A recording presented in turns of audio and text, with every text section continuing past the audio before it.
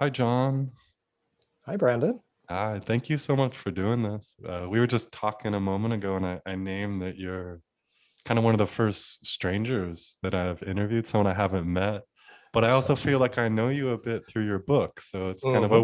a weird mixture here. Yeah, we have to put quotation marks around strangers, don't we? Yeah, like stranger, but Uh, also reading your work, feeling a deep sort of kinship and familiarity and gratitude that you synthesize so much into a book, but also centered it around the heart, which I mhm, love that it wasn't just the heart, it was so much, but the heart was sort of the mhm. almost the eye from which the book unfolded. So Exactly.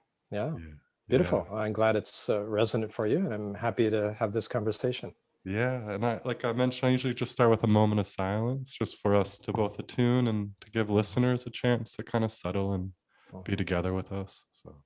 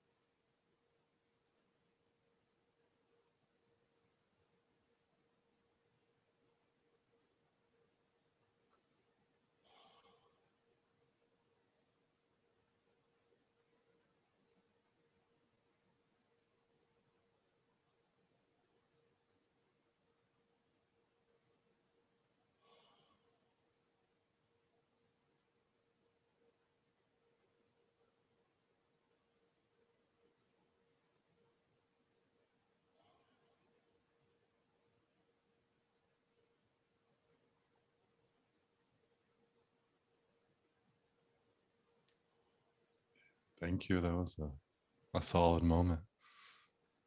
Yeah. I feel some irony, like us talking right now. I'm going through like a real hard heart period. So I feel like a synchronicity or a kind of auspiciousness. Mhm, mhm, So I'm hoping to touch on that a bit as we talk of mhm.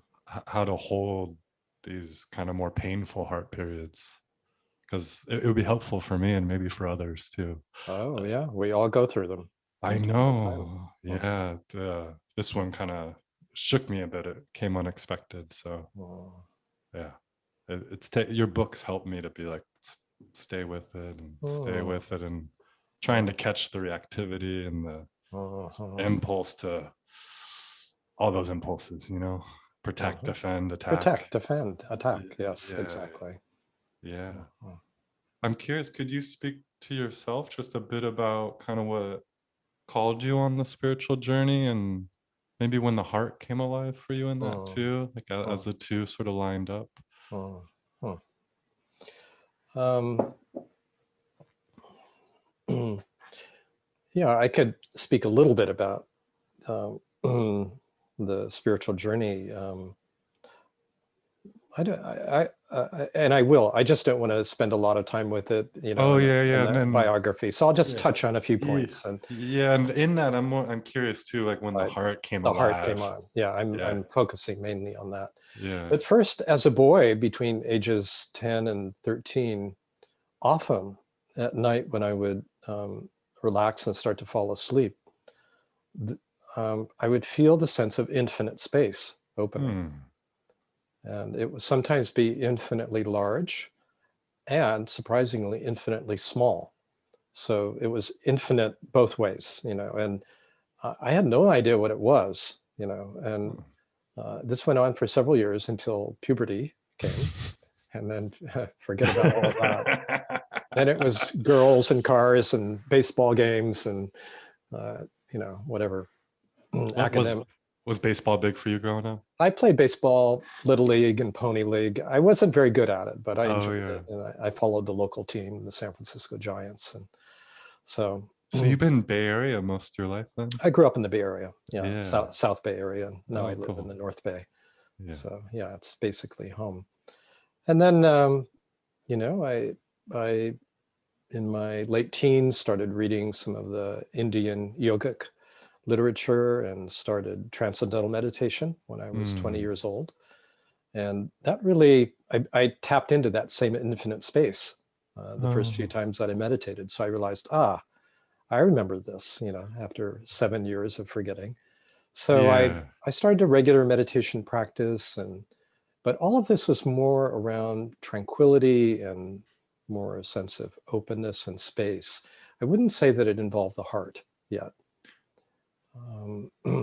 So I'm just kind of following that thread. I know when I was in my mid-20s, it became intuitively and surprisingly important to find a teacher.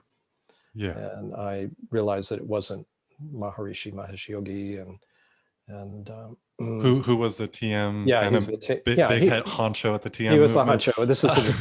This is in the 70s now, Yeah. so almost half a century ago. And did you have a bit of relationship with No, no, okay. I no, always it was wondered in those bigger communities like how much contact you no, actually have or not. not almost zero. Yeah, yeah. Big groups, mostly videotapes, and you would be taught how to teach. I became a TM teacher briefly, and That's hilarious to me on one level that you were a teacher without having had much contact with the teacher. Like right, the right. It's a very different tradition. You were basically giving mantras and Yeah. teaching people how to use them, but beyond that, very little. So it was a very limited role as Mm-hmm. teacher, and I was a very limited teacher. And I knew it. Yeah. I knew I had a lot of psychological material that was just not I was anxious, and it was hard to speak publicly without feeling anxious. And I just felt an incongruence between sort of publicly presenting myself as some kind of expert spiritually and inwardly knowing I have a lot of work to do here before I Well, get it any help. sounds like two levels there almost too, that you had this sort of access or could tap Mhm, into this spaciousness. mhm. And then also sensing that there was like a lot of work or anxiety or constriction kind of Yeah, exactly. simultaneously. Both being a lot of discomfort as a human being and a lot of comfort as a transcendental meditator. Like in the narrow Yeah, window, it was pretty yeah, comfy, but you left it and it was and harder. exactly. Once I got out of my chair, and got into a social situation, it's like, what happened to my tranquility? It's Yeah. gone. Let me meditate some more. Yeah. Anyway, so I was an ardent meditator, and I did a lot of long course, months and months of long Mhm. meditation courses, hours a day. But when did the heart kind of come online? It was a little, I think it was more kind of into my late 20s with kind of the desire for a teacher. Mhm. That really came from the heart. Mm. It didn't come from the mind. It really surprised me because my mind was thinking, I've got it. I've got my technique, and I'm just going to keep sitting. You're teaching a bit, I you're in don't a need a hierarchy a bit. And I don't need a teacher. yeah. And there was no emphasis on a relationship with a teacher. But I began to feel I need guidance. You know, Yeah. Like this almost is your heart called you to a my heart teacher. called me. Yeah. Yeah, And you like kind of took that calling and I then followed that, and that took me out of TM. And for a while, I was drawn to be with an Indian teacher who has since become rather controversial, named Sai Baba, and he was very huge following in India. He came to me in a vision, and I had dreams, and so I went yeah. to India, and he has a huge following, and quite charismatic teacher. And I felt this very strong devotion, you know, Mm. Mm. initially toward him. So this whole sort of heart related level of spirituality began to emerge. Um, that would, I would say, the opening of the heart period. Yeah. And then personally, I was in and out of several relationships, and the heart was warming up, Mm. I would say, that way. Um, something that really opened my heart tremendously was my first marriage. Oh yeah. How Um, old were you when I that was one? in my early 30s. I was 32. I met someone who was just so immediately, obviously my partner. Oh, there was just a knowingness there, sort Yeah, there of. was a knowing. I mean, and again, my mind was just like, what are you doing? Yeah, yeah. Because she had a number of life-threatening illnesses. Oh, okay. And There was a risk to the heart there and kind of pursuing there that. was, and so there was a crisis. It's like, oh, my heart is saying yes, yes, yes, and my mind is saying no, no, no, this is insane. Yeah, This person has been given 7 years to live because of pulmonary hypertension, arteriosclerosis, diabetes, yeah. and it's like, this is high risk. She had no savings, she had no insurance, and I was a grad student. It's Mm-hmm. like the mind is saying this is insane. The heart is saying she's the one. Hmm. And is that like for you part of the journey with your heart is learning to kind of It was. when that conflict is happening, knowing which one to maybe In this rely case, on? it's like it took over. Oh, It just said, trust this, yeah. you know. And I did. And it was, she did live 6.5 years. It was a profound relationship, very deep, very soulful, I would say. And Mm-hmm. it really brought out deep dimensions of the heart in terms of personal intimacy that I Yeah. had no idea even existed. But she was clairvoyant. She happened to be. Mm-hmm. That was her like profession. She got her master's in psychology from JFK University in the Bay Area. We met at a transpersonal conference, but there was such a profound connection that it sort of um, awakened that soul level of the heart. Yes. And we worked together, and we worked, we worked together with both individuals and couples. And it Mm. really began to verify this subtle level of the heart. Now, meanwhile, I'd gone to India twice on my second trip. I had a remarkable dream. I was staying at the ashram of Sai Baba, and he came into my room, and like my whole body lit up like a Christmas tree in the Mm-hmm. dream. And this was the awakening of the energy body. Yeah. And so there'd been little awakenings before on these long meditation trips, but like this, somehow a switch went on.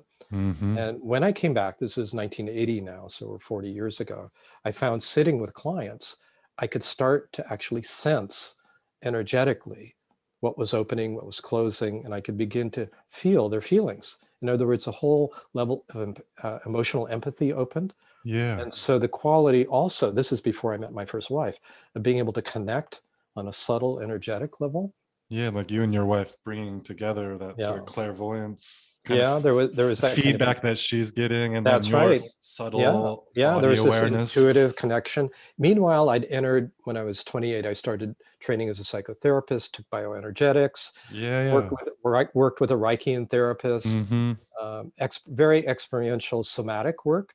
Yeah. So all of that began to dovetail with the more quiet meditative awareness, and these subtle energetic levels began to open, and including this deeper dimension and capacity of the heart. So this is like psychological opening, this is energetic opening of the heart. And then kind of to kind of fast forward, um, and we can explore what happened in between. When I worked with Jean Klein Yeah. I was during going to this ask period. about when John Klein kind of came in the He mix came for in, you. well, yeah, let me back up. So in 81, I had this remarkable lucid dream with a sage in India who I didn't know. And he said, will you be my translator? It was all done telepathically. And then he came out of his little apartment in Bombay and took my arm, and he said, I know you're a devotee of Sai Baba, but you can spend some time with me. Oh. I didn't know who it was, but I was Yeah. living with my Oh, housemate. you didn't. Oh, at the time you didn't know who this kind of person was that came to you to ask you to translate for him. Right. But Yeah. I became lucid in the dream. Yeah. So Yeah. I was aware that I was dreaming. We were Mm, having a conversation as real as you and me right yeah. now, happening telepathically, Yeah. you know. Oh, And that's so beautiful too. Like knowing. I mean, if you want to share who he is too, that he's oh, such a it's Nisargadatta yeah. Maharaj, Who wrote "I Am That," which who is wrote I such Am That. a Yeah. pivotal book in kind of Western spirituality. And it Like, was for me. It's like that book just like opened all sorts of doors. And I realized this is when I kind of shifted from a devotional kind of back to self-inquiry. Oh, you're kind of But coming in and out a bit as you're in yeah, TM, and then yes, yes, yeah. and So before we move, I'm really curious in that lucid state when you're with. I can never pronounce his name very well. Nisarga Datta. Nasargadatta. Yeah, he. Did you feel a sort of transmission there in that lucid state? Like you could Uh, feel his presence and I kind of. did. I mean, his eyes are just like shining, Oh, just with yeah, awake awareness yeah. and love too. Oh, So yeah. there was just like soul to soul contact. And those two coming together, that Yeah, awareness and love as this sort yeah. of. So that was like very initiatory, we could say. Yeah. And I found my roommate had actually been in India and had visited him Hmm. about 6 months before, and he pulled out a card, a photograph of him, and I said, "That's him. That's the guy I talked to the other night in my That dream. that's who woke me up in the middle of the night." So I read "I Am That," and interestingly, a month after that, Nisargadatta died. Yeah, which is interesting, right? These sort of dream ways and the way the spiritual world works don't always line up like our minds think it's going to unfold. Oh my God, it's like life is mysterious, Yeah, and so I began to at that point realize this is kind of my path, yeah. self inquiry, Hmm. and Nisargadatta died, as I said. 2 years later, I met Jean Klein. He came Mm. through the Bay Area. He was in Sausalito. I walked into a room without seeing him, and I immediately felt his presence. Like you His, could feel a sort of subtle I could, presence in the oh room. God, I mean, Yeah, the silence was so profound that I couldn't think. yeah. That was unusual. Oh, like his presence held such a It just whatever you want to quieted. call it that your Yeah, mind wasn't able to move like it exactly. normally moved. No, it just like went still. Yeah. And he had a thick European accent. I sat down, listened to him speak for, there was a small talk, some Q&A, much of which I didn't understand because he spoke in fairly formal philosophic terms, kind of Yeah. Vedantic terms. And He also, was traditionally trained too in a Vedantic path. he spent 10 years in India and Yeah. studied with a Vedantic master. Yeah. Yeah. And he came back to Europe in 1960 with his teacher's blessing to start teaching. And then he started coming to California 81 or so, and I met him 2 years Oh, later. oh yeah, you kind of met him early on in his sort of Well, establishing his teaching life in the here US, but in the he'd been US. teaching in Europe for 20 years Oh, okay. already. So Yeah. he's much better known in Europe Yeah. than he is in the US. It But reminds me of when I went to see Gangaji when I was in my oh, 20s. It was like yeah, probably the first big satsang I'd ever gone yeah, to. And yeah, like in the parking lot, I could feel it. I'm like, what? Something's. yeah. And then when walking in the room, like there's a charge in this room. Like, and I had never kind of felt that quality of That's it. That Shakti or whatever you want to Shakti. call it. Well, I would call it presence. Presence. Yeah. Yeah, rather than Shakti. Although I attended one of Gangaji's talks in the mid 90s with the big pictures of Ramana and Punjaji. You know, Yeah. Ramana has been an important influence for me too. I visited his cave and his ashram Oh, yeah. in my last trip to India in '88, kind of to pay respects because he's been a very lively presence for me. I But share that too. yeah, He means a yeah, lot to me. yeah, that silence, that presence. So yeah, with Jean, there was really the path of self-inquiry. But my temperament is a blend of this kind of wisdom and of heart, Hmm. and they're really not separate, right? Yeah. You can't. Only the mind actually separates them, and in Buddhism we speak of heart mind, right? Yes. So Yes. there it is. The mind. Byron Katie says the mind does its little dance, and then it falls into the heart. Oh, yeah, yeah. Like Isn't that a nice description? it reminds me of a Suzuki Roshi that's like your Uh-huh. mind's running around, just give it a bigger field to run in. Yeah. Oh, Yeah. yeah. Suzuki Roshi's great. Yeah. So somewhere along there, with my relationship with Linda, my first wife, with Hmm. this deepening into the self-inquiry, this blending of love of the truth, really, the kind of the wisdom and the love began. It's no longer the love of a particular form. Like I did have a deep love for Jean Klein. There's no Hmm. question about it. But it wasn't for him as a person. It was really for the teaching. And And was that a shift from Shui Baba that you were kind of that yes, devotional guru process to like exactly. kind of what Jean Klein was holding for you that you That's right. loved? It was a shift from form to formless, Yeah. Yeah. but it was still very heart related, interestingly. Um, And then fast forward to early 2000s, I met Adyashanti in 90. Jean died in 98. I met Oh. Adya 99 at a talk. I felt an immediate connection. It was Mm-hmm. like, oh, here's the same presence in a very different package. Yeah, like held together differently, but the same package inside. Well, this is the interesting thing, because like Jean was more like this European gentleman, with Yeah. his scarves and his, kind of more almost aristocratic bearing. He I was a picture medical like doctor. porcelain teacups when I think of him. Yeah, Almost. yeah, Not he liked just a sort tea, of formalness to it. more formal, Yeah. formal but lovely guy, very beautiful, wise person. Then you have Adya, this kind of brash young Californian, Yeah, Santa Cruz kid almost. I mean, probably not a almost, yeah, kid at the time when you met South. him. That's right. Well, he was in his mid-30s, but yeah, he was young, Yeah. and Jean had been old, and language difference. I mean, the presentation's totally different. The presence was the same. Mm. The first meeting with Adya, after 5 minutes sitting there, it's like, this is the same presence, Yeah. the same awake awareness. and if you're able to like hold that for a second, like what is that presence, if you could speak to it, that Jean and Adia seem to co-participate in, or I would say awake to who they just really are. yeah. So awake awareness, a sense of a very full-bodied, global awake awareness Mm. that did not depend on them saying a word. Mm. Yeah. It just radiated out from them. Yeah. And there's a signature vibration. I mean, I felt it, that in me, right? The same in me, because it's the same in all of us, was, I mean, first of all, acclimated to it, being with Jean. Mm-hmm. But I've sat with many teachers, and I mean, part of it is resonance, I think. We're just, some of us are drawn to a particular teaching or teacher. And it was just so surprising, that these very different packages, it was actually the same essential quality. And it's, when I feel it, there's a sense of like everything, like it's very quiet and settles deep down.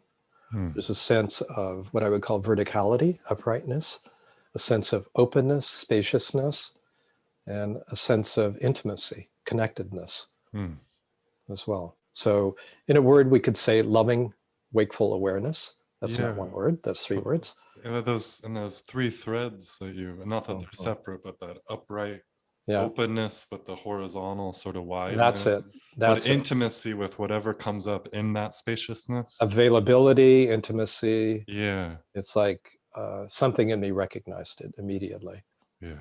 And so 2 years later, I went on a retreat with Adya. And I mentioned this in the book. You've read about this. Yeah. Please tell your stories.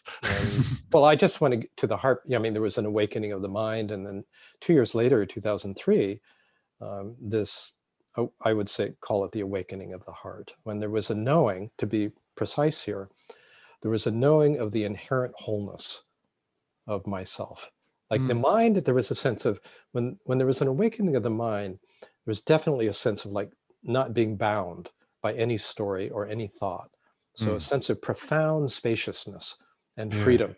Yeah, like freedom from construct, freedom from store, exactly, all of that. Yeah. And so it has this, but it was kind of a upper level opening. But it didn't, I wouldn't say there was a feeling of love to it. It was a quality of clarity, beautiful clarity, like a transcendent clarity. But I can't say there was love or compassion or kindness involved with it. And when I talked to Adya after about it, and I mentioned this in the book, he said, allow that which happened here, and he touched his head, to also happen here. And he touched the center of his chest. He said, you already know something about this. Yeah. That was 6 weeks after the initial awakening of the mind. And 2 years later, I was sitting in the Santa Cruz Mountains on a small retreat, 40 people. And Adya was giving a talk about the futility of seeking, that if you're constantly in seeking, it actually takes you away from the truth of who you are right now. Now, I'd heard this teaching many times, Yeah, from it's the John. core of so much non-dual teaching, right? It is, right. You Yeah. know, Nisargadatta talked about it. The seeker and the sought are the Mm, same. The looker is what is being looked for. Ramana spoke of it. mm. Jean spoke of it. I mean, I'd heard this for Yeah, 20 years. your mind had heard this for 20 My years. mind had heard this, you know, and it was like, oh, this is a familiar talk, but somehow it got in. Yeah, yeah, And yeah. I saw there was still a seeking going on. You found like a A different little, form, a this subtler. is a subtle, like there was a subtle, like looking for the perfect light almost. Oh yeah.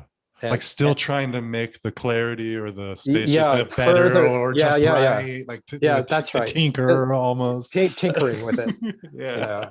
Something in me was not satisfied with that, you know, Mm. waking. And it was more on an emotional level. Yeah, like there was still something desired or missing, like something That's that it. needed to be filled or That's right. Still some sense of subtle lack that was yeah. trying to be fulfilled. And it was like a revelation to see it because I Yeah. was unaware that it was operating. Well, what was that like for you? I mean, imagine you held some identification with the non-seeking that you had found, and then to find this Exactly. Well, seeking. first of all, there was like shock. Yeah, It's like oh, oh my God, look at this. yeah, Like, and it's like, this is like, let's get honest moment. yeah, It's yeah, like, oh, I'll be damned. Look at that, you know. So there was a recognition of the pattern. yeah, Then, and this was very interesting, it followed almost in a heartbeat. There was the recognition of the futility of the pattern, of the seeking. Like I yeah. knew this would go on forever. Oh, Like whatever in me that felt unsatisfied and was looking for that fulfillment in the purest experience, mm-hmm. you know, Yeah. because now at this point I've been meditating, you know, for 30 plus years, and I could sit for hours and it would be very quiet. And It reminds me almost like the Deva realms, like that there kind of was, like that. It was yeah, very subtle, just like looking at a very, you know, and there was this recognition, this will go on forever. yeah, You know, it's like, oh my God. And then boom, there was the recognition of wholeness. oh, It's like wholeness is here, mm, completeness is here. And it just stopped. The seeking stopped. It collapsed. mm. And there was huge silence that was Yeah, heart-centered. yeah. I see your hands kind of Yeah, move just in pointing and right to the center of the heart and yeah, back. It was like the back of the heart center opened mm-hmm. to this infinite sense of wholeness and completeness. Yeah. What was And that like for you there, having you've been on this journey and found some peace, but still felt this subtle grasping that, like, it sounds yes, like you didn't even recognize how no, pervasive it was until you no, saw it. no, yeah. And then when that wholeness kind of fills your experience, or the remembrance of it The fills, right? remembrance, the recognition of it. That's exactly right. It was like it was always known, Yeah. you know, in the background. Well, I mean, for one thing, I sat without moving for hours. It Oh, was like you were in it. You totally were, immersed yeah, in it. I mean, yeah, you know, the meditation period was gone. People got up, they went to a meal. I just kept sitting. And then at yeah. some point I got up and it was dark and I walked in the redwoods. This is the Santa Cruz Mountains. Mhm. And I was walking for about 5 or 10 minutes and then I just burst out laughing. Oh. It was like the joke is on me. It's like all this looking for completion, Yeah. and completion was here, you know. I, Reminds me of one of my favorite Longchenpa quotes. Like, when mm. this is my translation, like when you see that it's empty, like how could you not just burst out laughing? Well, there it is. Yeah. Exactly. So emptiness, wholeness, it just huge relief, huge humor, just laughing at kind of the joke of thinking otherwise.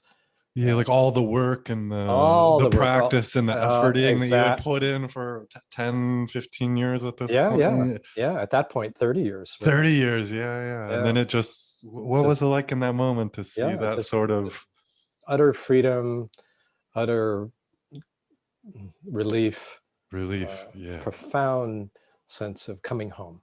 Oh, yeah. However, I mean, and the next morning I met with Ajya in a private, you know, in a Mm-hmm. dokusan, and I told him about it. He asked a few questions and he said, I've been waiting for this. Oh, yeah. So a beautiful confirmation. However, what I noticed was there still was a subtle sense of separation between this kind of infinite unbounded self and an apparent world. Mm-hmm.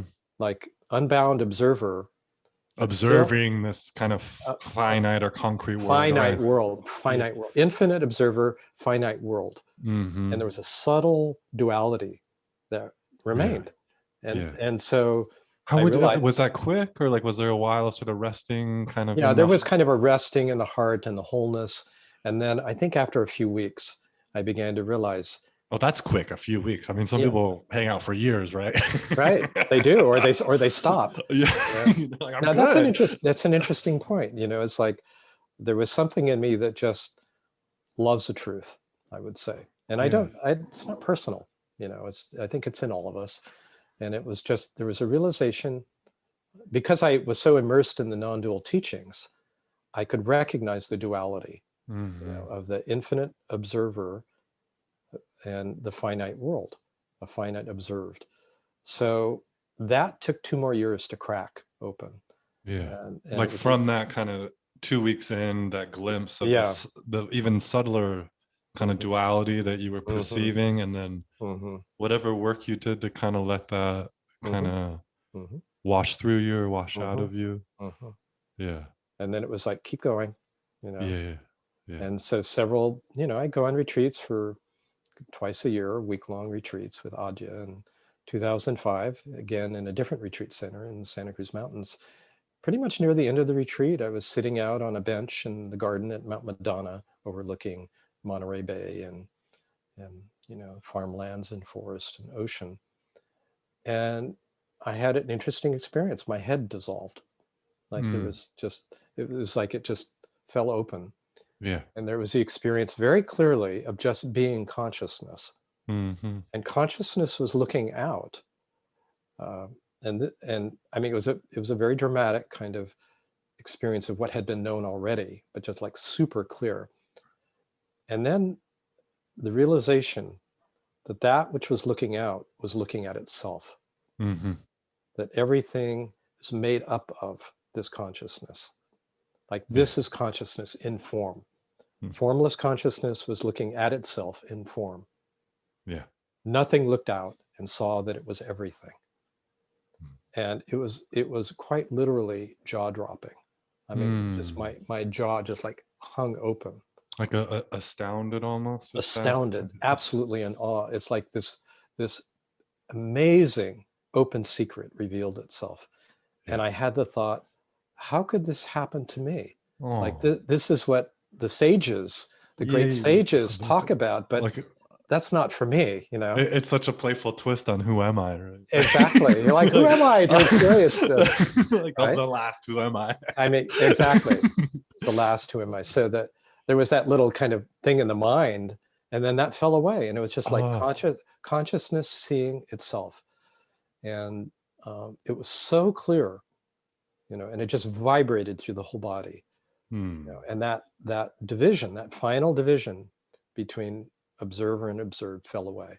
And there was a deep, profound, incontrovertible knowing that in truth there is no separation between self and other, between observer and observed. There was a collapse that happened. And that night we would put little questions into a question box. The Ajahn at this point would do it that way rather than do raised hands. It's a group of 200 and something people.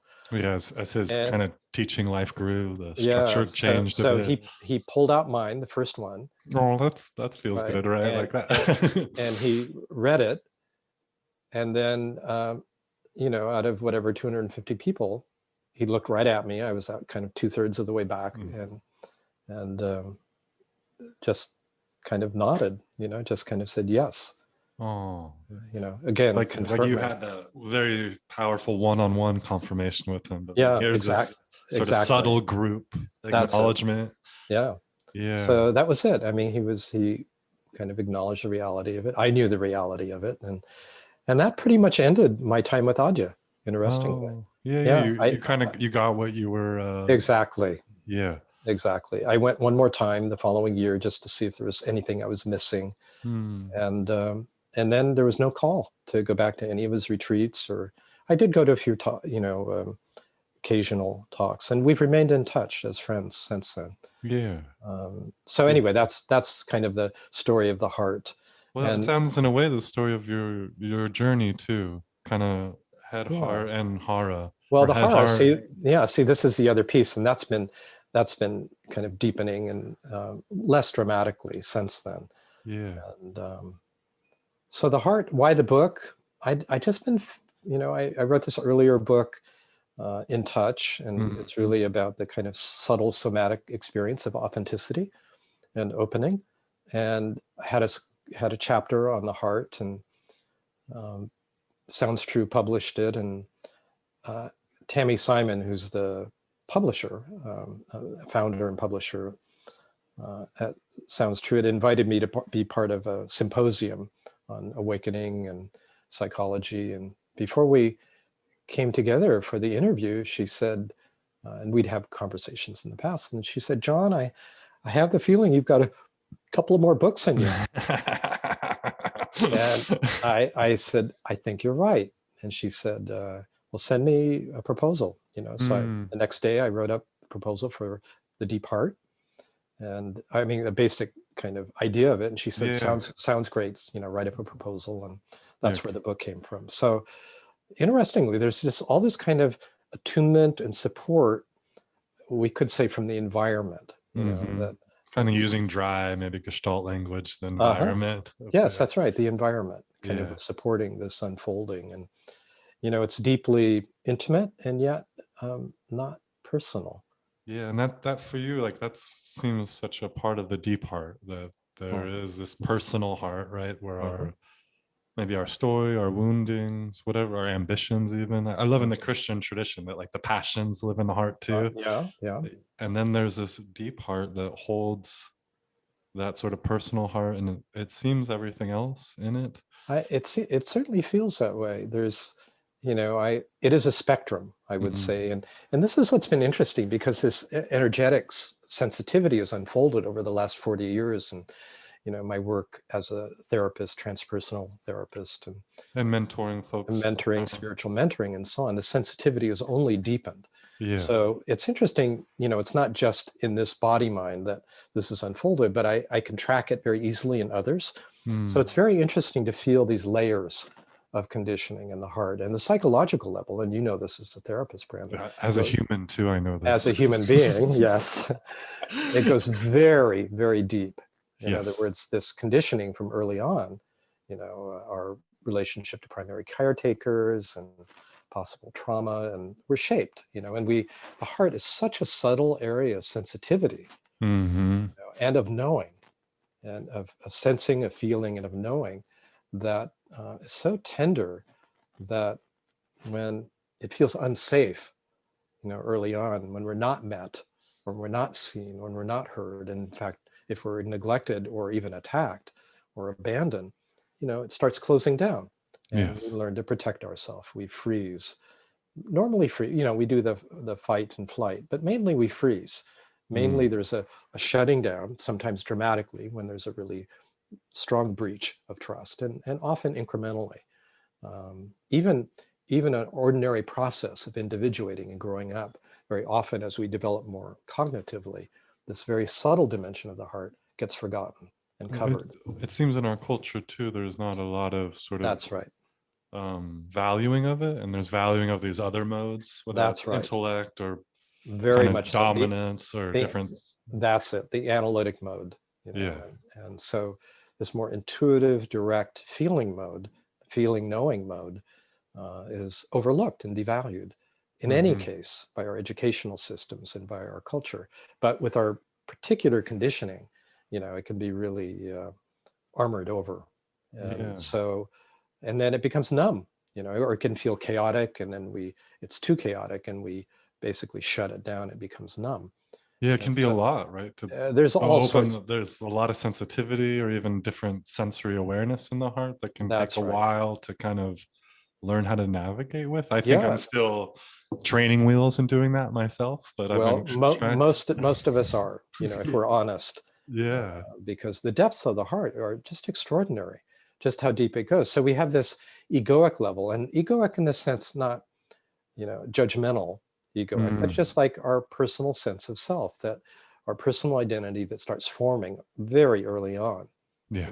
sense of being a separate self, and then a good enough separate self, Yeah, the story about that separate self that we hold, whether we're good enough or not good unworthy, enough. unlovable, good, Yeah. not good enough, lack or flaw, it Yeah. constellates around these early on. And then on some level, we identify with it, Yeah, they even if we don't like it.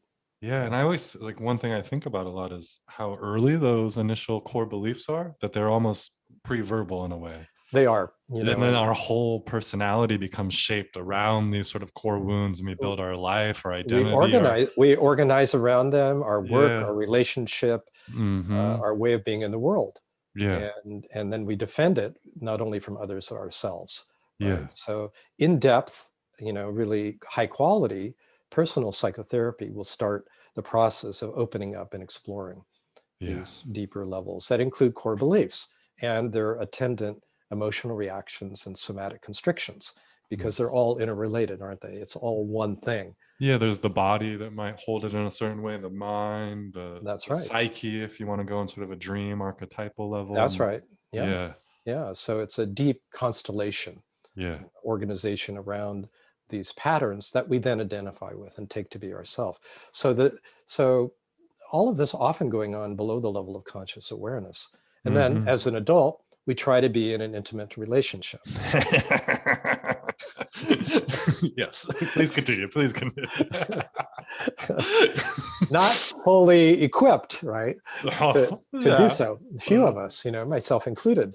So it's like that encounter with another human being is fraught with anxiety. Yeah. Maybe, because of our conditioning, we tend to merge. That's what's safest. Mm-hmm. And I will be like you, Yeah. and I'll give up myself so I I can give be up close. myself. So in order to be close. And you see that more with women Yeah. than with men, but you see it with both genders, Mm-hmm. or the male is like, it's back, isn't it? It's the leaning Yeah. back. Don't get too close, Yeah.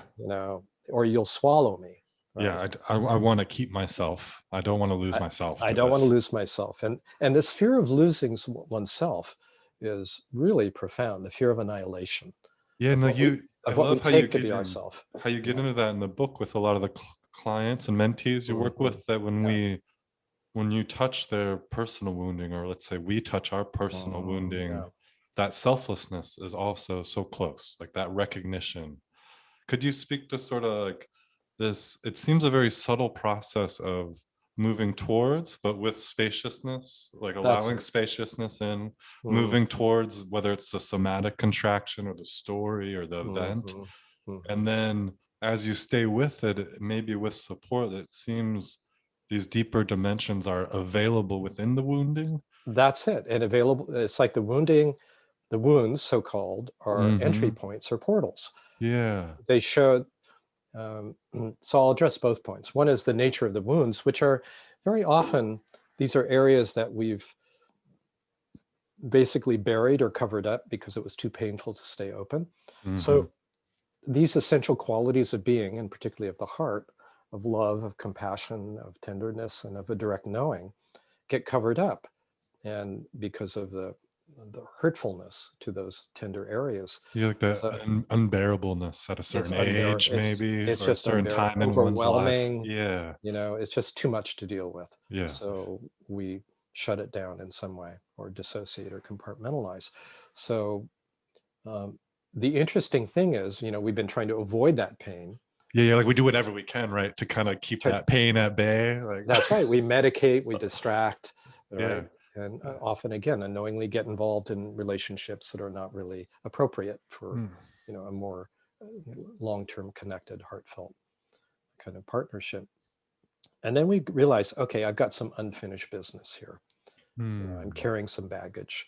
We And see it in our lives in certain yeah, ways. we see these patterns in our lives, and Yeah. our attention turns more inward, and we begin to examine our conditioning, right? Mm-hmm. And what gets in the way and what causes pain. We turn towards that which is painful, Mm. and and it is helpful. You're mentioning this kind of evocation of space.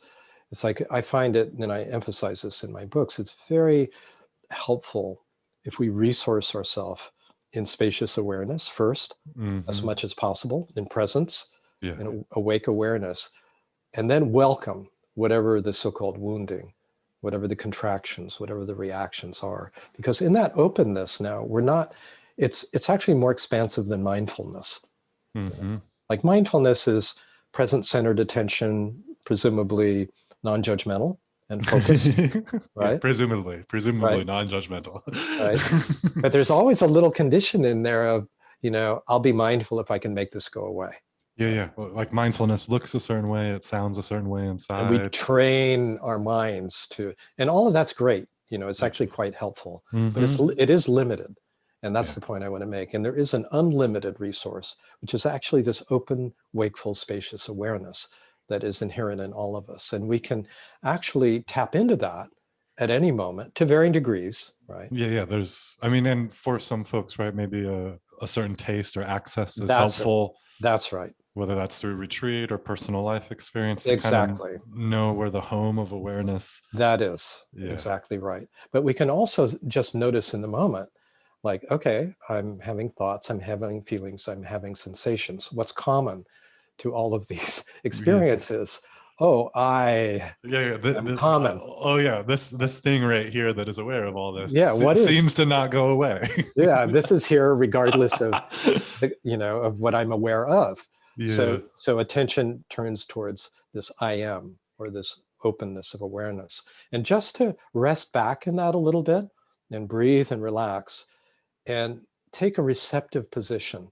It's like Yeah. from this more open, available space, now we welcome in, let's say the heart, some Yeah. pain, some contraction, some Yeah. story. I'm unlovable, I'm Yeah. unworthy, And all of that. these contractions and stories, and my personal experience and with working with folks, they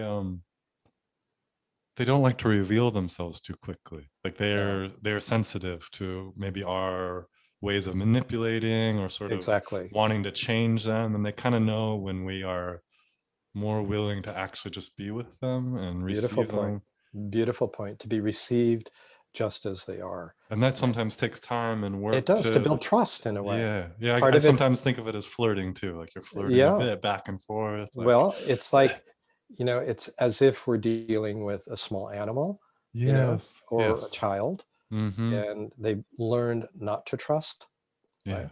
And And we and we don't realize so often that we invoke the trauma onto ourselves. that's it. So that thing in us, that small animal that's hurt or scared, is Mhm. scared of us because we're doing the pattern now. That's it. Yeah, we reinforce it and reiterate it.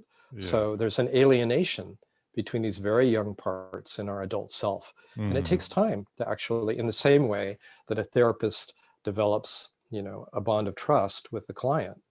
Similarly, the adult and the child inwardly, and it requires listening and attuning Yeah. without an agenda to change.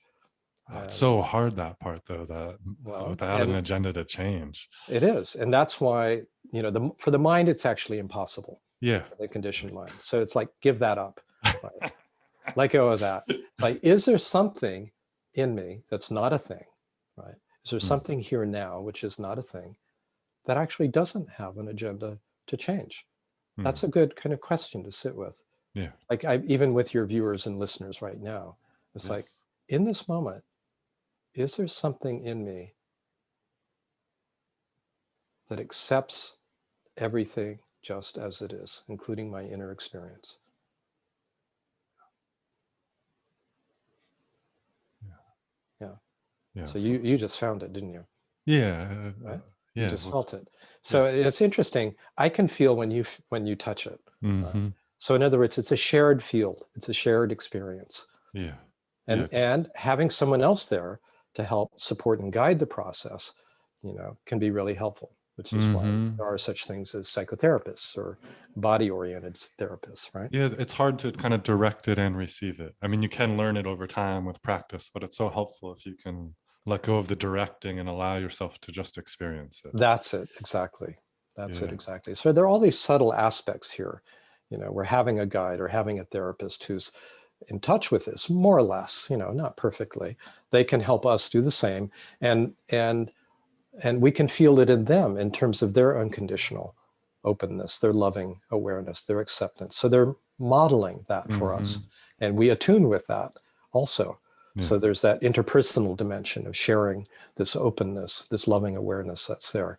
From that, we receive our experience as it is without an agenda to change it. Yeah. And that seems like this really mysterious, miraculous space. That when that relaxation or that finally letting this be, that there's some intelligence, for me at least, that seems to offer up the healing. This So is it. like what is needed right now? And maybe it's the one right in this moment, maybe next week or the year later, it's something else. That's right.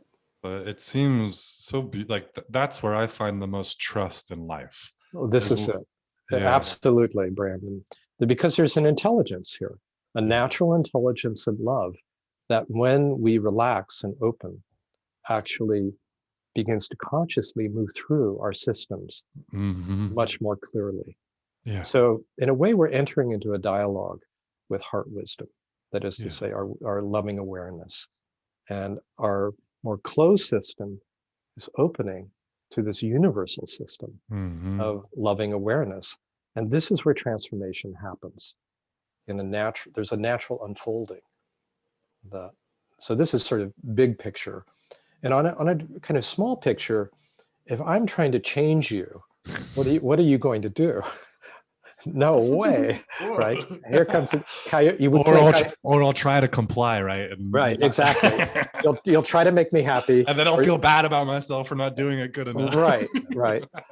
So, but if I don't have an agenda, Yeah, truly don't have an agenda to change you, if I'm in a mode of listening, really listening and wanting to get to know you, to learn about you, to understand you, to feel you, how are you going to respond? I don't know. It would be spontaneous, I imagine, but there would be trust, I would assume.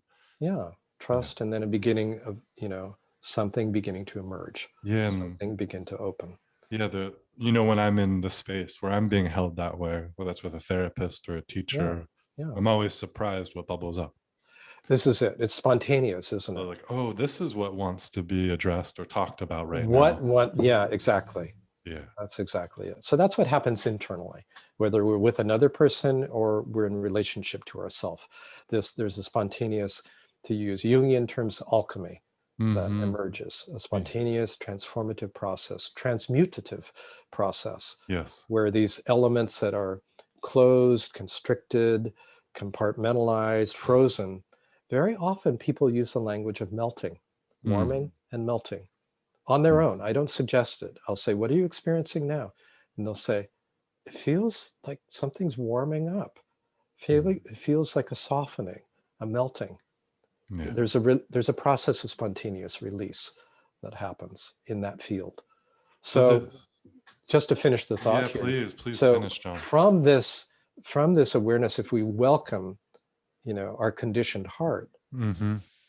it begins to open and more refined dimensions begin to reveal themselves, including this very fine dimension that I call the soul, which is no longer involved with story, no longer involved with self-image, that is not egoic in that sense. And it's right on the borderline. It's still individual, like it's, there's a Brandonness, Yeah, there's a distinctive, yeah. it's like something distinctively Brandon here. Maybe more Brandon than Brandon. Well, here's the point. More Brandon than anything else. Yeah. Some kind of essential qualities here, a constellation of them, a tone, tones or colors, a symphony that is unique to each of us. And as that opens, like a whole subtle dimension begins to pour out into our relationships and in our work. It has an archetypal feeling to it, and in the book I talk about the wave, the tip of the wave, the base of the wave, and the ocean. The tip of the wave's like the ego, who we think we are. All the base back and forth. Yeah, and all the other waves are coming and going, and then we go deeper. It gets much quieter. We still have some form there, but there are these subtle currents, that are very, very powerful. And of course, a lot of transpersonal psychology goes to this level, a lot of journey work goes to this Mm-hmm. level. A lot of shamanic work goes to this level. There are expansive states, there's numinous states, there's, often, dramatic happenings. And Yeah, these people are get, sometimes the bigger life experiences that people remember for a long time. that's right. Yeah. And we meet people on that level with a very profound sense of resonance and Mm-hmm. recognition. So it's very alluring Yeah, as it yeah. opens. Yeah, You know, and it can have a bit of a maybe not addictive, but we want to go there and stay there. we want to stay there, right? Yeah. So Yeah. that's the main danger, is kind of just stopping there. And I find it interesting you naming this, kind of holding you in a non-dual camp. I hope that's okay to kind of put you Yeah, there. That sure. the soul sometimes is maybe It's not as not acknowledged as much. it's not. It's under acknowledged in non-dual teachings, and I think mainly, yeah, because the non-dual teachings tend to go for the absolute. It's like Mm-hmm. the absolute formless, open, boundless, free awareness, and it has that transcendent dimension. But for me, it's really about embodying this awareness as a Yeah. human being and individuating, having an individuated expression of boundless awareness. And so this brings the soul, to the foreground, I think, in relationship, in work, in our creative expression in the world. So this is a very deep, very profound, not well understood aspect of the heart that can be contacted. And then beyond that, it's like the back of the heart opens, and there's this universal love, universal compassion, that just is actually what can hold all the suffering that are And for you, these regions, right, they're not metaphoric. Like no, these no, are these actually sort of somatic energy I, centers I of the heart. absolutely, I feel them as I speak right now. So Yeah. and I feel them in people as I Mm-hmm. work with them, as they open. Yeah. And often as they open, like tears are just like streaming down people's cheeks, to discover this hidden depth, this kind of treasure of their being, soulful and non-dual. And then it's like when the non-dual opens and Oh, you that's so beautiful. The soulful and the non-dual is kind yeah, of one experience. yeah, Yeah. well, they can be, it's Yeah. like there's the sense of the heart as it awakens, and this psychologically, on a psychological level, on a soul level, on the non-dual level, it's like the heart is just this passageway, Yeah. and um, living portal of Yeah, expression. because so many people, it seems kind of the identifying a non-dual path or maybe are pursuing awakening can get stuck in dryness. They do. It- and that what you're saying here seems like such a rich anecdote to that, maybe that jetty that people get stuck in. But, Exactly. but as we're talking, like I was thinking about this and I haven't really thought about this before, but like in that non-dual space, like there's some safety there because you don't really have to do much. There's not a lot of choices or action that's required. I mean, you still act and everything, but it seems from the soulfulness, there's actually, like you described earlier, like you're going to pursue a marriage with someone that you know is going to die, Yes. or you're going to go to India for a teacher, or like there's these sort Yeah, of you like will take the path less traveled. it'll be a disruptor to what you think your life is going to be. That's right. It can be a disruptor of the conventional orthodox life. Yeah. And it's going to maybe be Absolutely. messy. It will be an adventure, An and adventure. Thank you. That could right, maybe. and adventures can be challenging and messy I'm a at messy times. adventurer personally. All right, very good. Well, I love adventures. I love cross-country backpacking, for Oh instance, yeah, and yeah, yeah. challenging myself, and going over cliffs, and wading through rivers, that kind of thing. I enjoy the challenge, but yeah, those are all metaphors for a willingness, yeah, to come out of convention. And your point is really an important one, which is people who pursue non-dual teachings, as they kind of open in a significant way, can find themselves aloof Mm-hmm. from their human experience. It's like, and you can feel it as a kind of coolness in them.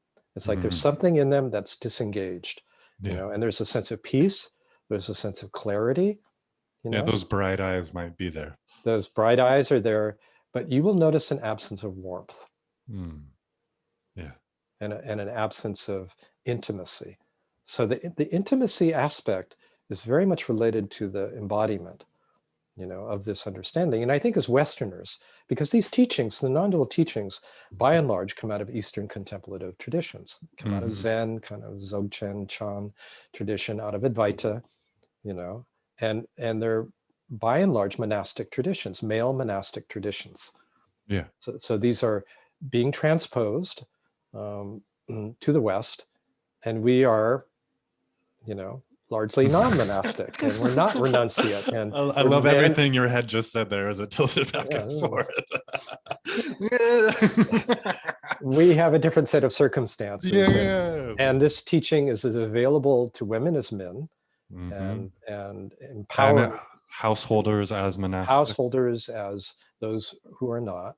And so there's a whole transposition that is requiring an embodiment of this in our ordinary lived reality.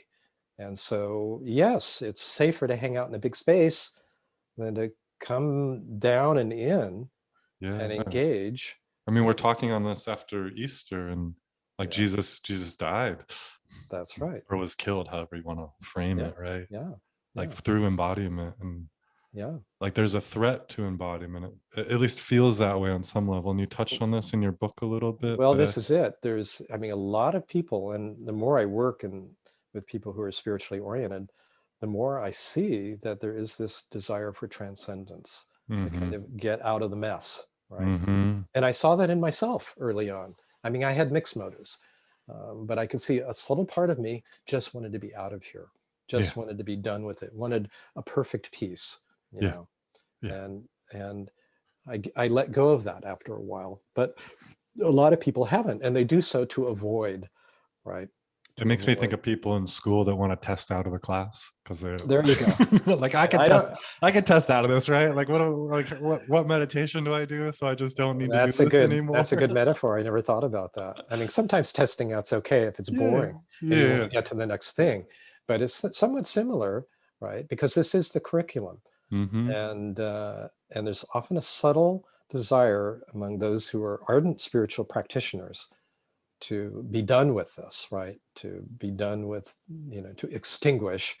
To ascend or extinguish. Ascend is transcend, ascend, awaken, enlightened, annihilate. Oh, that's a scary one, though. That one seems like it's pretty mean. Well, it's only the mind that thinks that's a good idea, because it's about illuminating who we are, not annihilating who we are. But you're right. So this, there is terror that comes as there's a deepening process, because it does require, if we're really going to embody this understanding, it does require that we let go of all of our false ground, everything that we stood on, that we took to be real, and the places of holding that we have.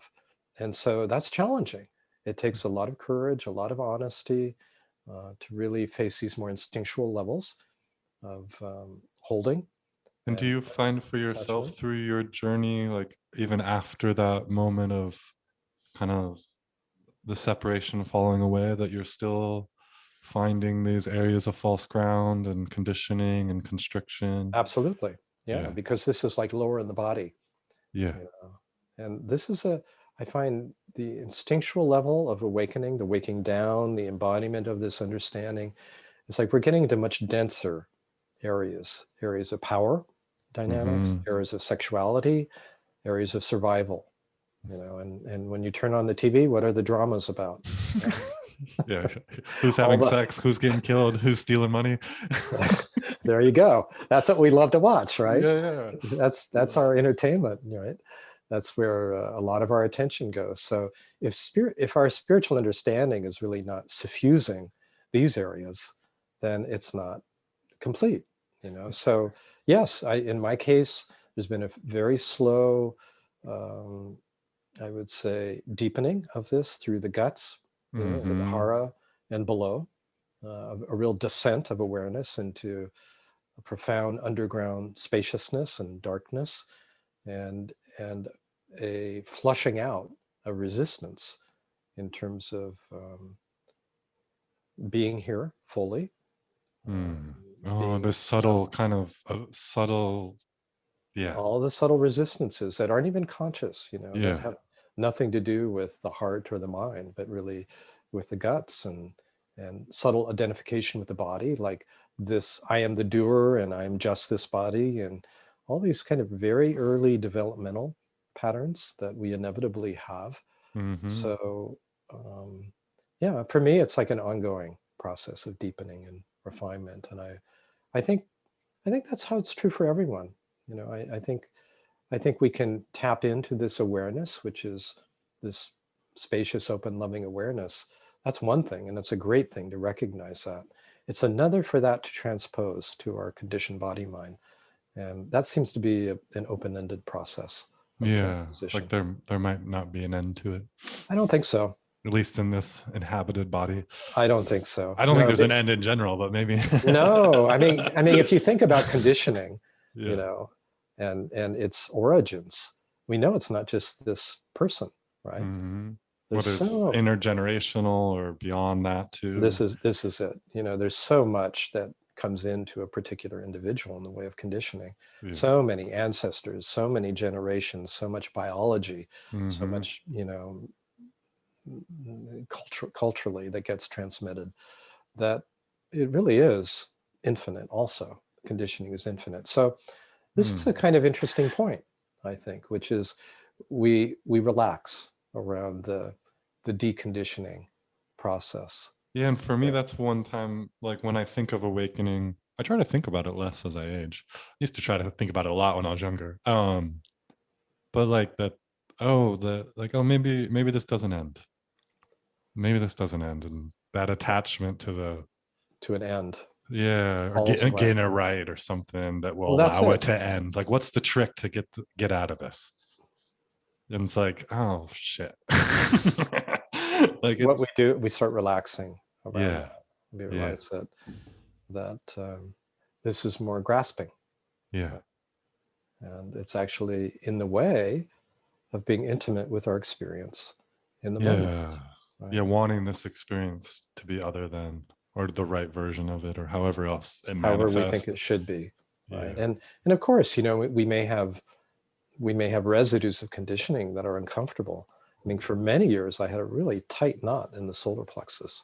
Yeah. You mentioning that, like Mhm. the manhole cover in your solar plexus. Yeah, that was interesting. I was in my, how old was I? I was in my 30s, mid 30s, and there was some fellow, he was visiting from Israel, and apparently he was like a friend of a friend, and we were happened to be in a small group going for a walk, and it turned out he would give psychic readings, and he just kind of looked over at me and he said, "Whoa, you know, you carry a lot of tension in your solar plexus." He said, "It's like you got a steel manhole cover over there."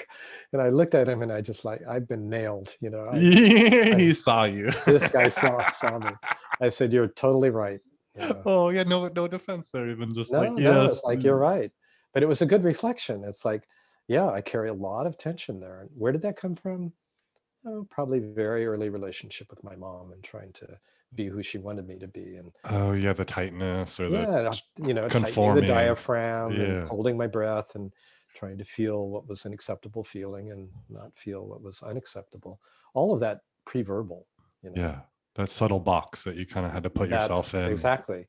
So Yeah. very gradually that's unwound.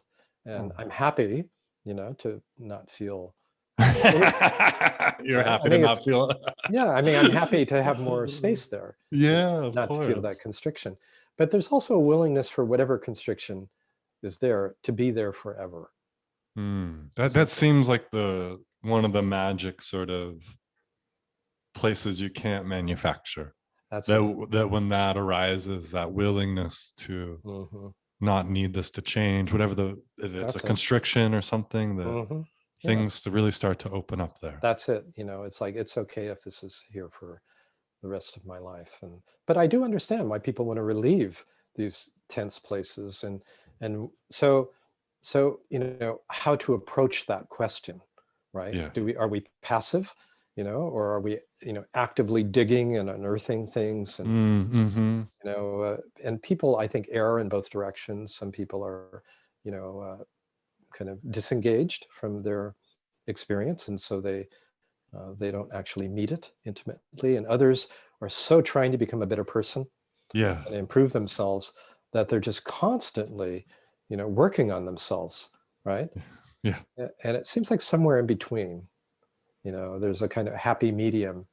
And I've reflected on that a lot, and I'd be interested in your thoughts as well, Brandon. But it just Yeah. seems to me that, to be with it when it comes, when it arises in the moment, it's I enough. think about that too, because I'm in a, I don't know right now. I feel fine-ish right now. A little nervous, right? Like doing an interview and everything, but Mm, mm, it's been a struggle of a week, and in that, kind of like, oh, this might be a time to restructure to address this, mm, like some habits or ways I'm showing up, whether that's with substances. Like I probably shouldn't be using those right now, especially, mm. and like maybe some alone time or some different type of practice. And that I think there's these sort of seasons, and I don't feel very adept at navigating them too well, but I'm trying to learn how to like, okay, like right now I'm gonna need something to meet this. Mm. And like how, and that's something I hold with clients a lot, is like, more experientially in the moment, like what would it take to meet this right now? Like Right. what would it take from you to be with this? Like do you, and everyone I think needs a little something, and that's like, to me, this cultivation that happens when we meet the, because we're Mm. not able to meet it right always, and That's right. we tap into something Yeah, in we order. Yeah. resource ourselves. So, what you're describing right now is you're listening, right? Yeah. You're asking, you're listening, and you're likely to follow what comes. So it's Yeah. actually very intuitive, Mm-hmm. right? There's not a rule how to do it, but there's just a natural inclination to pay more attention and be better resourced in some way Mm-hmm. with, whatever is in your field right now. And that's actually good enough. Yeah. Yeah, What else are we gonna do? right. Well, lots of other things, That's true. I do a lot right? of We those too. impose an idea, Yeah. "Oh, I shouldn't be feeling this, and I should be done with it. And, Oh yeah. that's How what come? that, or we ignore it. We say, oh, forget about it. I'm going to get loaded or whatever. I remember being on a Zen retreat. Feels like a long time ago. I don't know how long it was. Maybe 8 years ago. I don't remember why, but I think I was a little like disappointed in not being enlightened enough or something. Like, when am I gonna get there? Yeah. And like heard a bit of a voice like, maybe you'll get there when we want you to be there. Or like it was some of that flavor. Like, why care so much? Just relax. Well, Like, this do. is it. It's not up to me. Yeah. This is interesting, right? Because we're so constellated around this, driver. This goal oriented sort of That's it. achieving. That's it. And so to recognize that, and here's where inquiry actually I think is helpful. Like you were doing your own form of inquiry. Like, what do I need? Hmm. How do I resource myself here so that I can meet this, more intimately? I'm reframing what you said. I appreciate that reframing. I might hold it myself going forward. Yeah. I just lost my train of thought. Oh, you were naming. Let me see if I can join you in finding it. Hmm, it's not here for me. Oh well. I'll let it go. I There did was have. some there was There's, some stream there that if was, it comes back, please add it. But I've had a stream I've been kind of holding that I've been yeah, wanting please go ahead. Yeah. to touch in on, Yeah. and it came from your book a bit when you were talking about the space in the heart, kind of to the right, like 2 inches to the right. Oh yeah. But also this period you described, and I don't know, I can't remember how long it was, where it felt like it was almost being drilled on, or there Yeah. was a pain there. Yeah. And this alluding to that you saw this as a benevolent process. That Yeah. something, it's the way I interpret it, something was working through you or on you. Mhm. And I'm wondering, like, if in this journey of the heart or awakening or unfolding, that like how much you hold that there is this sort of, once you kind of set the intention that it's happening, and like how to be with the journey in the long haul. Mm. Well, it's an interesting point about setting intention, just to kind of start there, because there is value in doing that. And it appears to be a personal process, but it's not. So Yeah. even when we think we're setting an intention is being set, Yeah. right, by something deeper within Yeah. us. Like who plucked that string, that That's thought of intention sort of fired on up. Like, oh, I think Exactly. I'm going to work on this now. Exactly. Right. Yeah. So that's how it seems to me.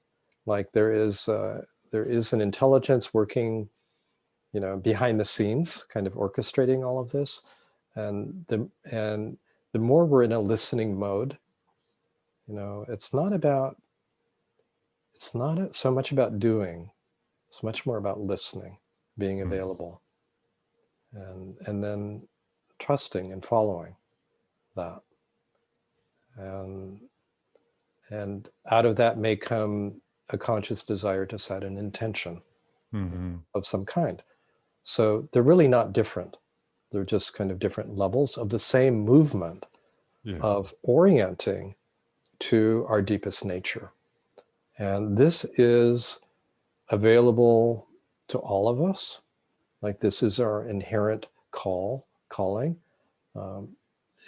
more like a whisper, and all the shouting that's going on around us and in our own mind, the way that we shout at ourselves and others.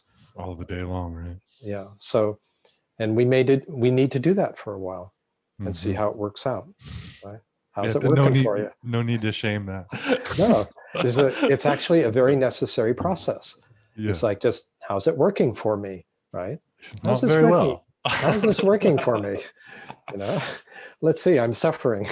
And I tried this and I tried that. I tried the new girlfriend or boyfriend. I tried this different job. I tried moving here. I tried using drugs. I stopped using. I tried not. I tried not using drugs. That's not using drugs. How's it working for me? Right. So there's a kind of this self-honesty, that allows us to actually slow down and start listening to something quieter, deeper, more real. I hear a reframing for myself, at least. Like I'm taking meaning as you talk around intention, but as more as willingness. Yes. That the listening and hearing it, and then maybe I believe that through our willingness supports the facilitation. This is it. Beautiful. Yeah. So it's a difference between a willful intention, a willing intention. Yeah. The intention to be willful, which comes from strategic mind, and the intention to be willing. Yeah. Right.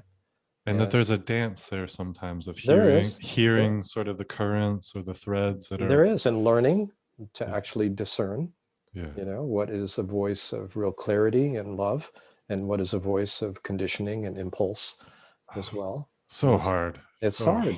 There's no magic, formula here for that. It seems sometimes they both come from the heart. Like I had a moment the other day just of being in pain and hearing a voice from the heart, like, you need to protect me, right? And then it activated some defense, like, oh, I should be defense and protective. But like I didn't need to do that. I could have just listened and not acted. I mean, if you want, we could take like 2 or 3 minutes and play with this right now in your own experience. Yeah, let's go for it. I'll see if I can be a willing subject. Okay. Yeah, that's all. We're just playing with it. Yeah, play. Yeah. So you let your your listeners can do the same.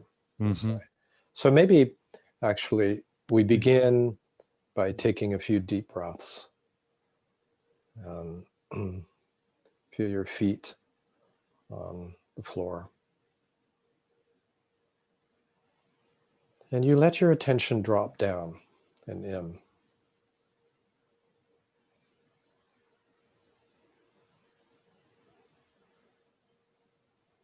You let yourself land in this moment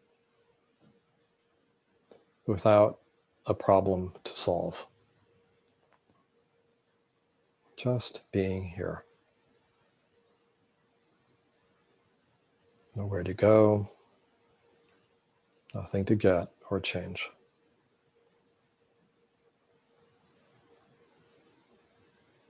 You just notice your experience. There's the experience of hearing the sound of my voice, just hearing sound. Sound hearing happening.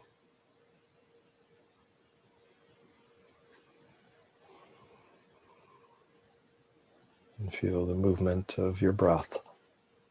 Air in your nostrils, lungs moving, Diaphragm moving, belly moving. Any other sensations in your body? Beat of your heart.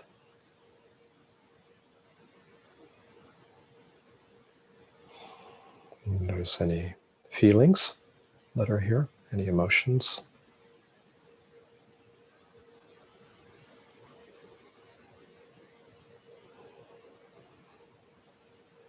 Noticing thoughts coming and going. Doesn't really matter the content right now, just the process. One train of thought leading to another. As a kind of a stream of sub-vocalizations,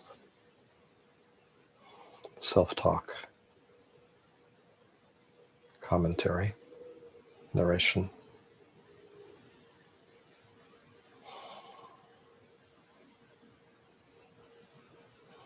And then just noticing, regardless of your experience, sensations, thoughts, feelings, that which is common to any and all experience, which is awareness. So you're just noticing awareness is here, not thinking about it, simply being aware of awareness. And relaxing, often it's a relaxing back into a sense of openness, wakefulness, spaciousness.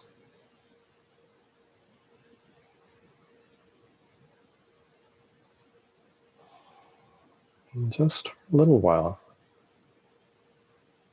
just relaxing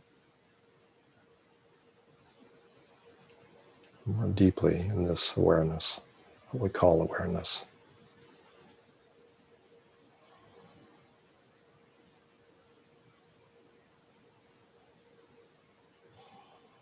And so after we've familiarized ourselves a little bit with this, bring attention to the heart area and just welcome whatever is wanting attention. Let it come to you as awareness. Any sensations, any feelings, any images, any words. You just let it come to you as open, spacious awareness.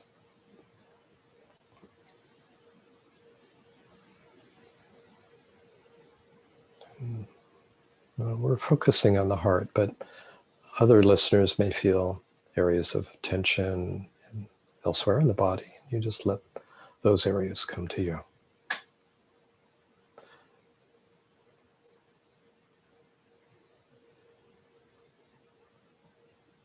So, Brandon, feel free to share whatever your experience is. Yeah. You know, as you asked, I was feeling more heat just kind of in the body, face and arms, and in the heart. It dropped at first down to my lower left leg area, just something I've been with there, but then kind of came back up to the heart. And as I talk, I'm going to pause a moment to see. It's hard to put words on, but it's sort of right in the center, right by the sternum. It's not pleasant. Okay. And kind of breathe into it, okay? Without an intention to change, but more to be intimate. It's like your breath goes into the very center of this sensation. And it carries a question, like what's this all about? What's in the very core or center? And you let the question go and you just breathe in and out, receptive. Not a question for the mind. Yeah, as I'm with it, like I can feel my body desiring to like curl up and hide, and that like impulse to really want to hide and Mhm. And there's this like hollowness of like agony is the only word that seems to Agony. Mhm. kind of capture it, but it's Mhm. pre-verbal. It's not thought based. It's just this. Mhm. Oh, it's like Mhm. the sound of the Mhm. kind of feeling that like continuously makes that sound. Mhm. Yeah. Yeah, Is it okay to stay with a little more?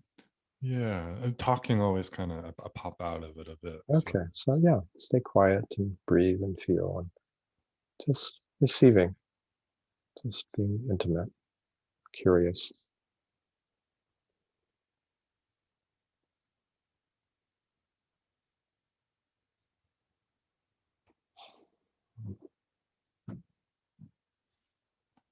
oh, yeah, it's a challenging one for me to stay with. Mhm. This is deep in the heart. Yeah. Mm. And it feels young. Is that true? Oh yeah. Feels Yeah. feels. I Pre-verbal. Yeah, I was with it last night around a campfire by myself and just Mm. described it to my wife as feeling ancient in a way, like ancient Ancient. to me, ancient to me. Yes. Yeah. It, As it, if it were there forever. Right. yeah, yeah. Yeah. So just one more step, and this we'll do together. Okay. Eyes open. And I'm just going to join you here in this place, be with you, if that's okay. Yeah. All right.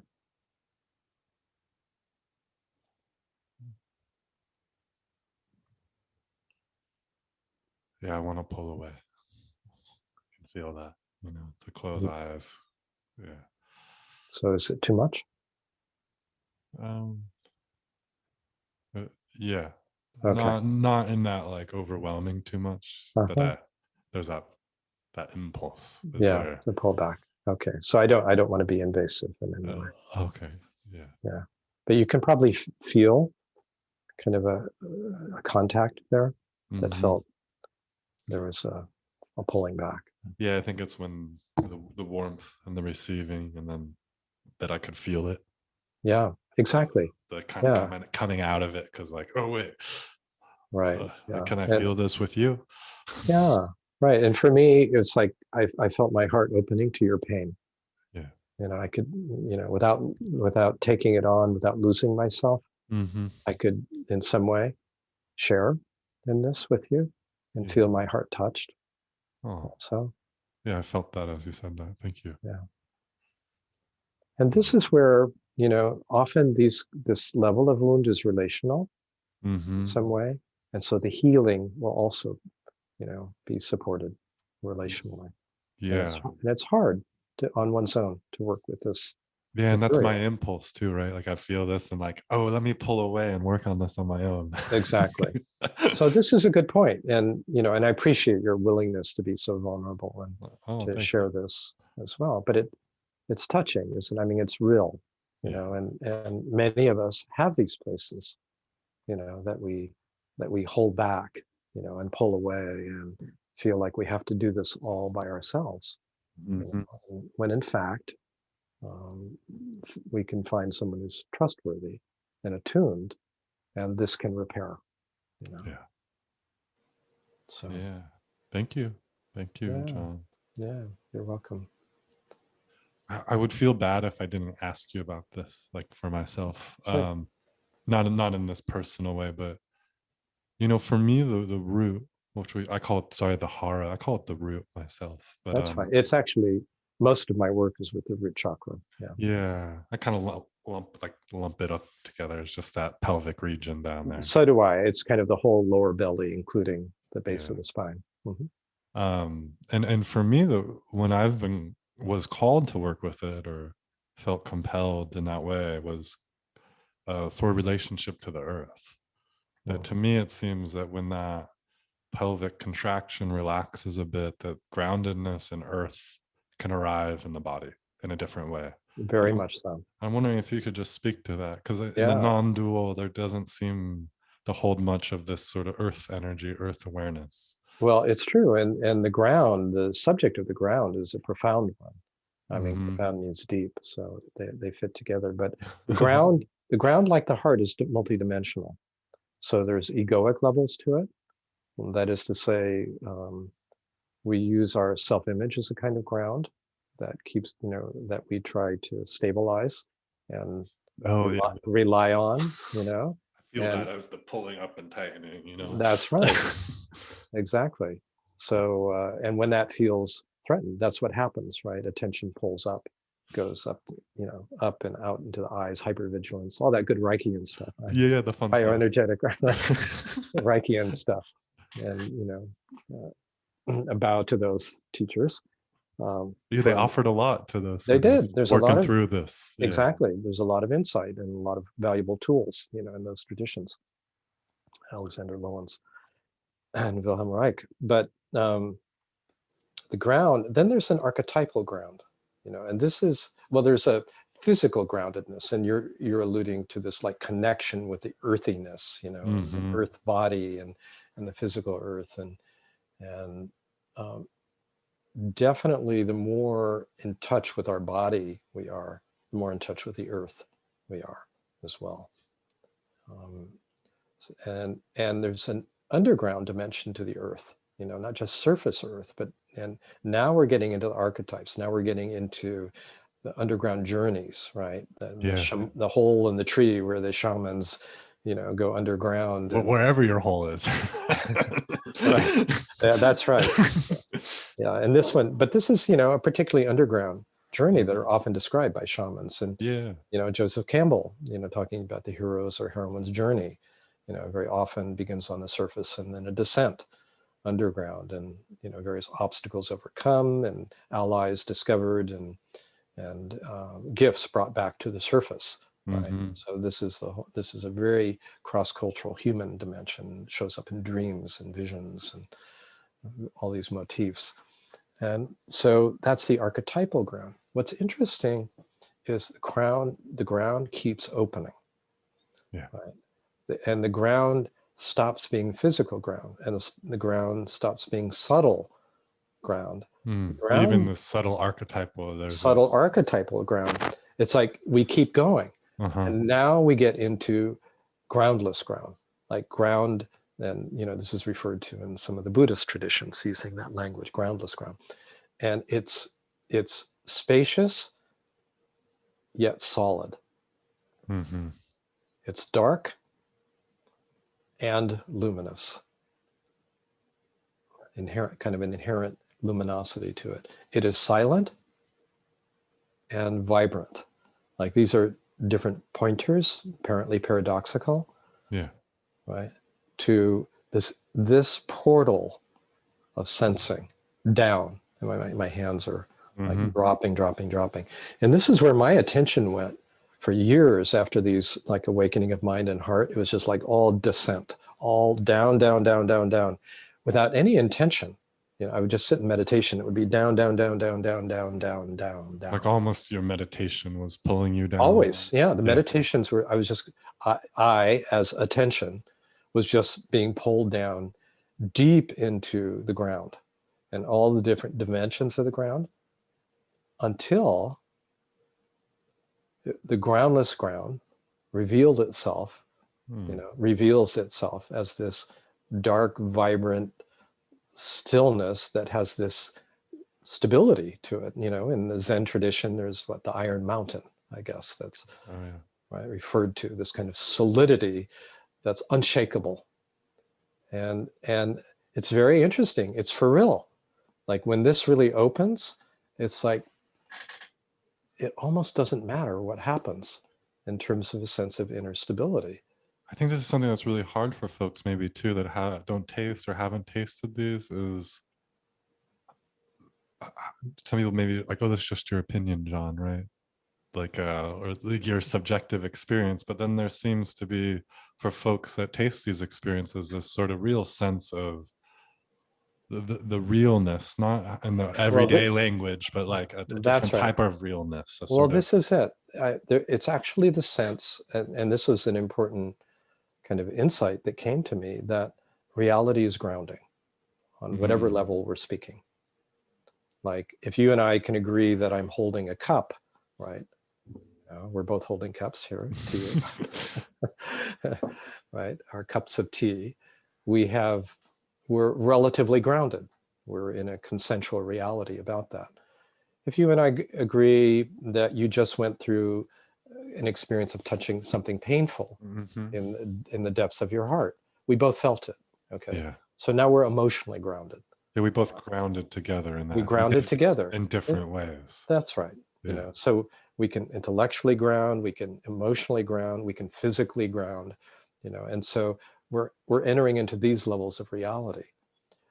It's like it keeps going. It's like when we keep opening to true nature or essential nature, we actually feel even more grounded. Yeah. It's like, oh, everything else is changing. This is not changing. Oh, yeah. This is not changing. And so we'll have a global pandemic, we'll have stage 4 cancer. I have stage 4 cancer. Okay. Oh, thanks for sharing. Yeah. Yeah. Early stage 4 cancer. Yeah. So I feel fine. Yeah. But it's interesting. It's like, all right, the time is running out on this particular body mind, but something remains unshakable. It's interesting. It doesn't, it's not like there's not a response. There is a response, but it doesn't come out of terror or fear or anxiety. It really, more and more, rather than reacting, we respond. We come out of love. We come out of clarity. We come out of a willingness to be with and face whatever is happening. That's so beautiful. It's not non-reactive.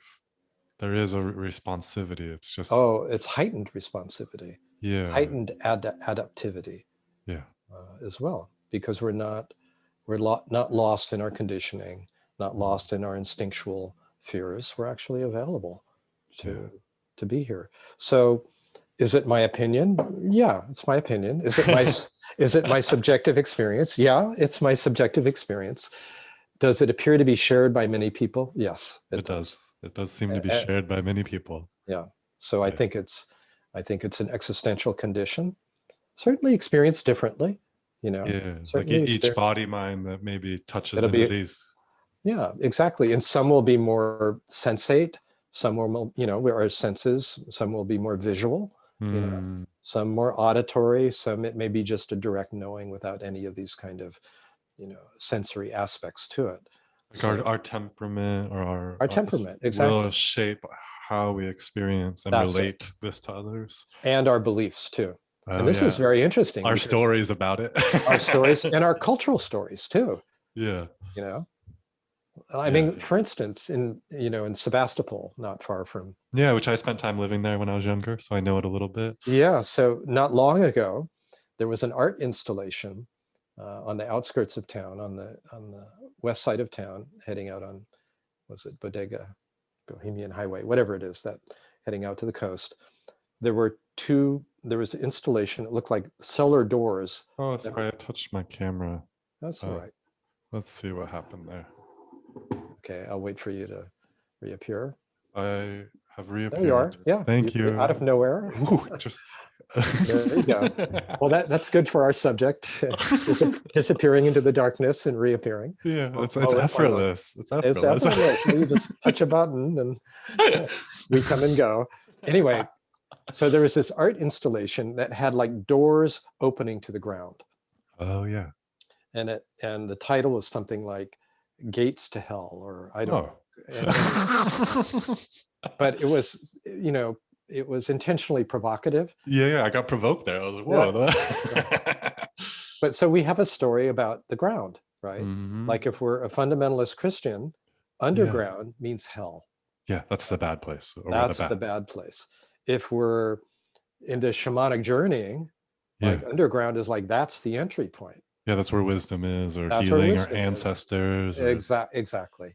So depends on our cultural stories. And so those stories too, if we're into a non-dual tradition that is really more transcendentally oriented, that's going to be a waste of time. What are you bothering? Yeah, I remember talking to a buddy about this. And you're not the body. Yeah. Who cares about these deep grounding experiences? Yeah, I mean, it's all going to go anyway. So why do you bother? You are pure consciousness. Know who you are. Totally. And forget about it. It's a distraction. Now I'm oversimplifying, right? Yeah, no, there's a vast nuance within the There's a non-duals. lot of nuances within Yeah, the non-dual community, and I resonate more with kind of a Kashmiri Shaivism, yeah, Shiva Shakti, the transcendent, immanent, form and hmm, formless, a kind of dance, yeah. between these. That And love and spaciousness. yeah, exactly. Love and Yeah, wisdom, love and spaciousness. yeah, And as Nisargadatta would say, between the two, my life flows. Well, he's an Advaitin, right? But yeah. here he's talking about, an embodied way of being as well. So, but I mentioned that because we have these frameworks, that we either consciously or unconsciously bring to our perception of world and self, Hmm. and it colors our perception, Yeah. and where our attention goes. I mean, it was Or very what's available within our attention, even. Or exactly, yeah, I like think about this with the stories we're provided. What I was going to mention is a buddy and I were talking about these more deep earth experiences, where things really slow and it feels like time is on a different yeah, wavelength and it yeah, yeah, hums at a different vibration. yeah. It's a And it different can be very vibrational level. it can be just it was disorienting for me because I'm like, wait, what is this? And it took me like, oh, this is Earth.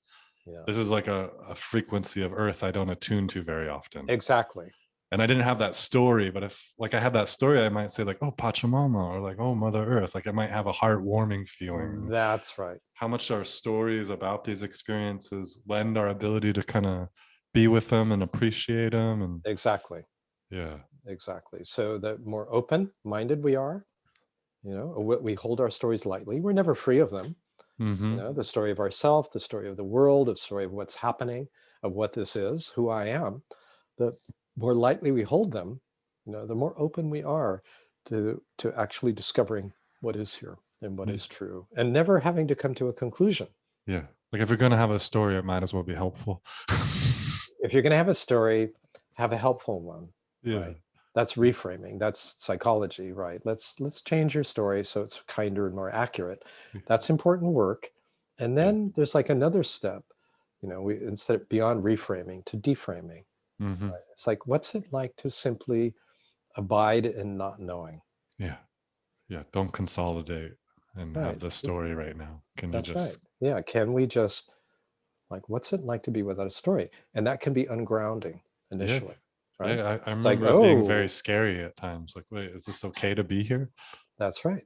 Yeah. Right. And yet this willingness to not know, this willingness to question with an open mind and not go to our mind for an answer, this Yeah. willingness to listen.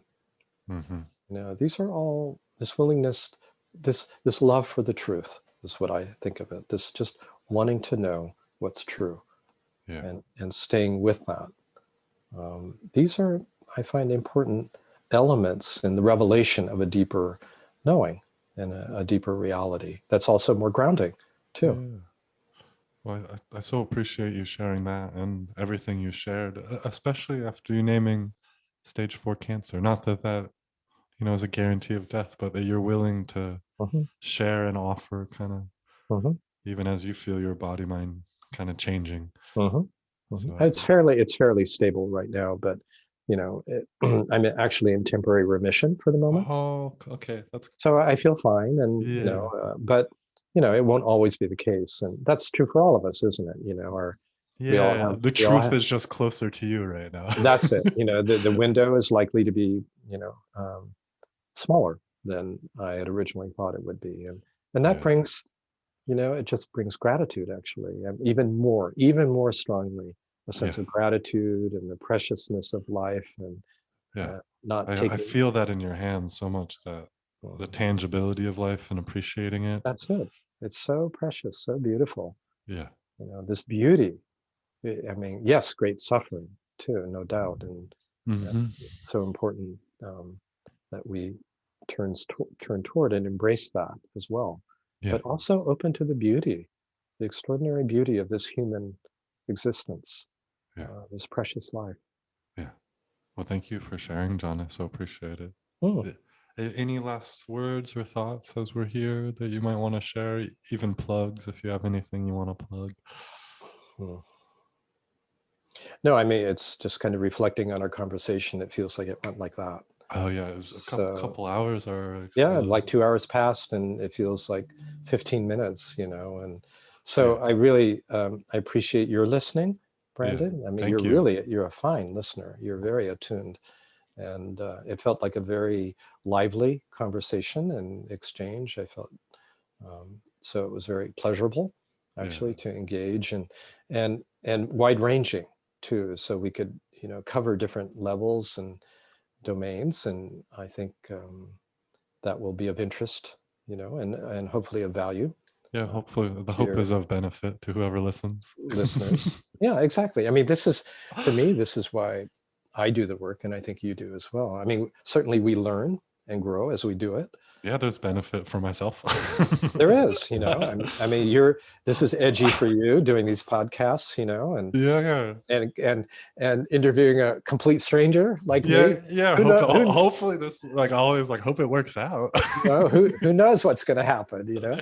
So it's edgy, but it's a growing edge, isn't it? Hmm. There's a risk here, but there's an enjoyment and a learning, and Yeah, so a long-winded way to say I really enjoyed our conversation, and meeting you in this way, and yeah. appreciating what's your vulnerability, your honesty, your depth, um, Thank you. as well. I say that It's genuinely. it's shared too. I read a book, right? And I've met some book writers before, and the book does not mirror the person, sometimes. And to feel the book in you too, Mm. what you touched on. Yeah. Well, Yeah. it does feel, mentioning the book. I'll just mention the books for Yeah. your readers. One is, well, The Deep Heart is what we've been mainly focusing on, and that's my most recent book. There's an audio version to it, Mm. so if people are better learners, audio, you And could did you get. record that yourself, or I was it? did. It's in my own voice. I Okay. wouldn't have done it otherwise. I can't. Yeah, I can't imagine what a voice actor would do with The Deep Heart. yeah. It would be just so incongruent.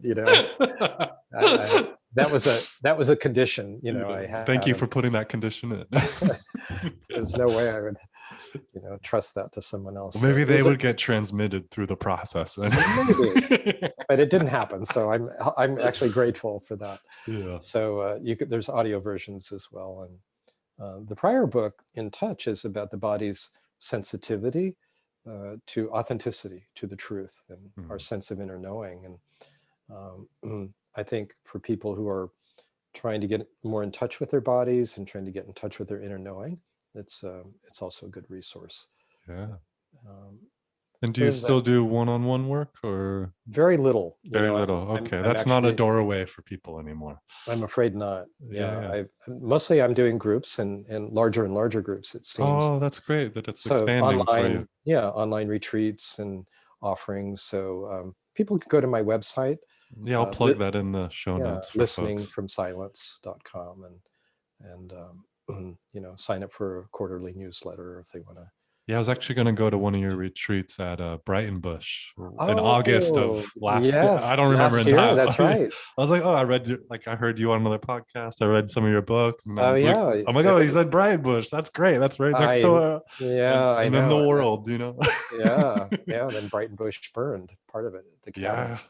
Yeah, great yeah, place. So yeah. who knows? I hope to be back. I almost did a online retreat with Brighton Bush, and then Oh, okay. that's when I got my cancer diagnosis. So we postponed, but I may be back. Anyway, Yeah, online retreats work surprisingly well. yeah. It's Uh, amazing how much can be transmitted through these yeah, technologies. Like, yeah. I mean, in person is best, but a good second is this yeah, online work. So I do a lot. I'm doing more and more online work and retreats, and that would be a good way to, if people feel resonance with, yes. with me and my approach, that would be a good way to connect. Well, thank you so much, John. Very much appreciate you and your offering. Thank you. You're Yeah, welcome. yeah.